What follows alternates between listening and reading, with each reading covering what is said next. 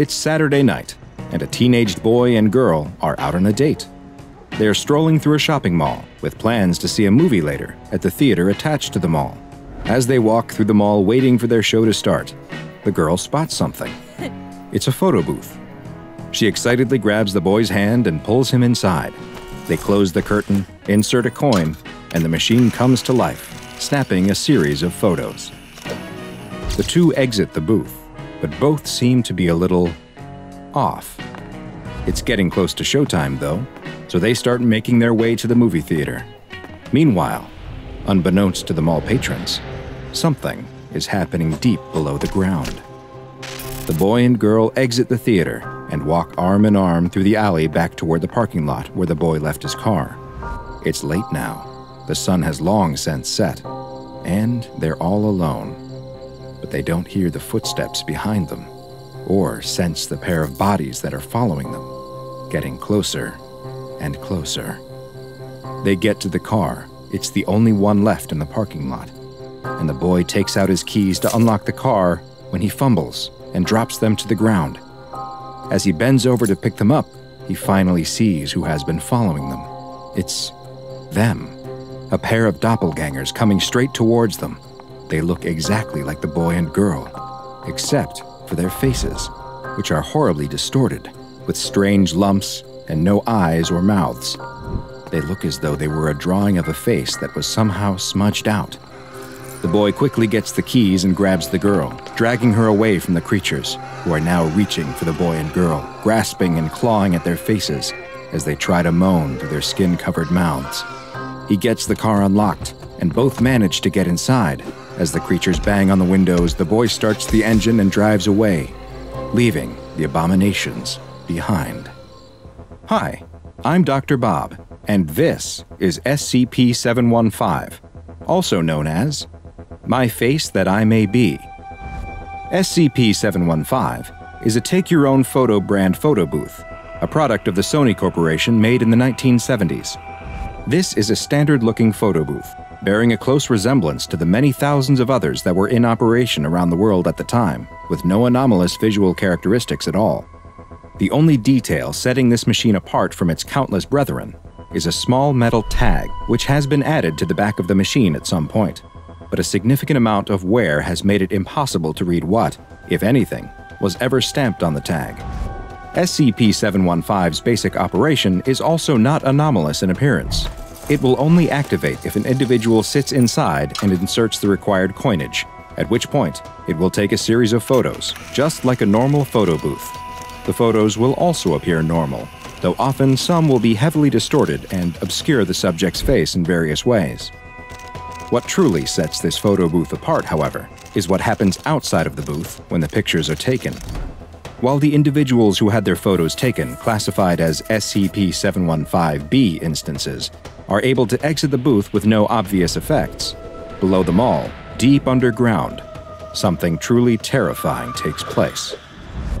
Underneath the mall is Site-81715, an extra-dimensional space which is accessible through a mall maintenance service door located in Sub-Basement 3, a door that does not appear on any of the mall's structural blueprints or in other records.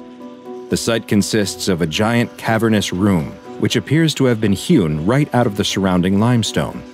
In the middle of the room is its most distinguishing feature, a large, deep pit. The walls of the pit are made of an unidentified substance, though it appears similar in both appearance and composition to human fat tissue. These fleshy walls secrete a powerful, corrosive substance, which makes examination and exploration of the pit particularly dangerous. When SCP-715 is activated in the mall above, a humanoid creature, classified as SCP-715-A, will appear in this pit. The bodies of these creatures are similar in appearance to the individuals who had their picture taken inside of 715, but their faces are radically different. Each has severe facial disfigurements and abnormalities, such as large growths, deep lacerations, and the absence of facial features. After appearing in the pit, these SCP-715-A instances will attempt to scale the fleshy walls of the pit and leave Site-81715. These instances are considered hostile and Foundation security personnel are authorized to neutralize the creatures by any means necessary.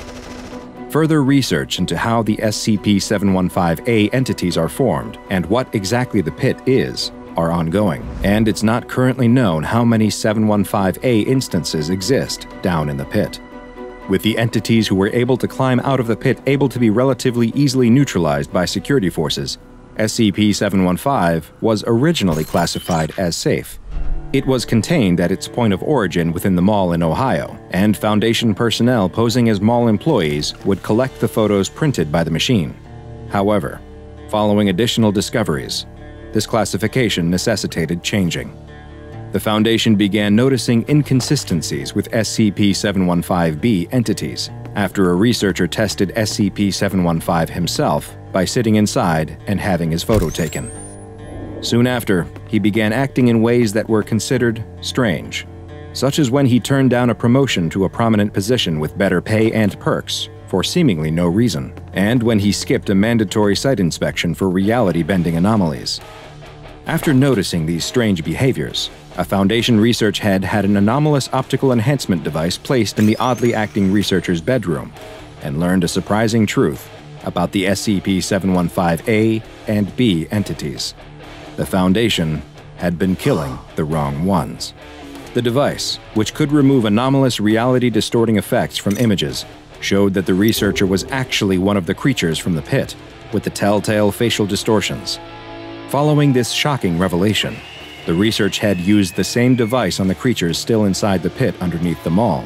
They found that when the anomalous visual effects were removed from the distorted creatures who were trying to get out of the fleshy pit, that they were actually normal-looking humans. These SCP-715A entities were the human beings who had entered the photo booth, had their pictures taken, and were somehow transported to the pit.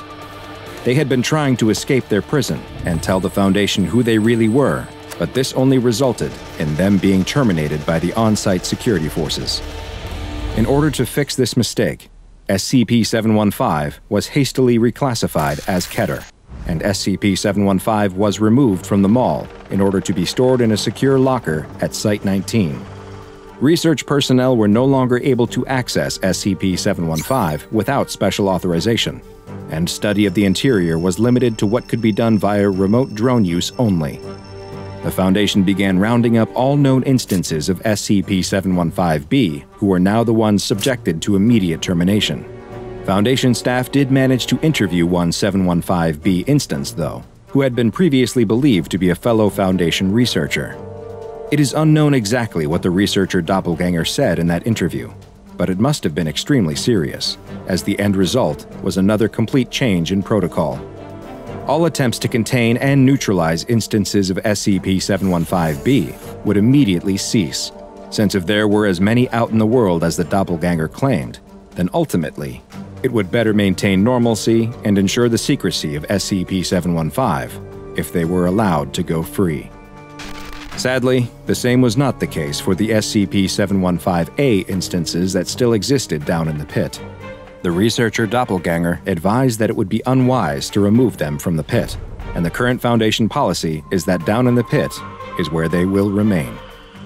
Following this interview, SCP-715 was reclassified once again as safe. The photo booth was also moved again, this time to a maximum security storage locker at Site-81, and Foundation personnel have been prohibited from interacting with SCP-715B instances at all. However, there is one more piece of information about SCP-715, and it is only accessible to those with proper security clearance. Another Foundation agent was found to actually be an instance of SCP-715B and taken into custody for observation.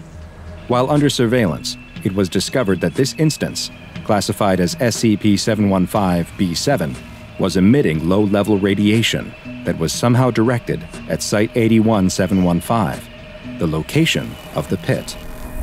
During an autopsy of the creature, it was found that the radioactive emissions were actually increasing in output and frequency, and soon after, a power outage and containment breach occurred at the site where the autopsy took place. Following these events, the body of SCP-715B7 disappeared, and video surveillance confirmed that several members of Foundation staff were responsible, all of whom had been involved in SCP-715 research. The staff members escaped with the body and left no other evidence behind, save for a single photo with the ominous text, "My ears that I may hear, my eyes that I may see, my mouth that I may speak. Do not touch my face." No other information regarding SCP-715 has been found, and many questions remain. Just what are instances of 715B, and what do they want? Are they some kind of hive mind colony that reproduces through the use of a mysterious photo booth? What happens to those left behind in the pit, and what will they do should they ever get out? Investigations are ongoing. Now go and watch another entry from the files of DrBob, and make sure you subscribe and turn on notifications so you don't miss a single anomaly as we delve further and further into the SCP Foundation's classified archives.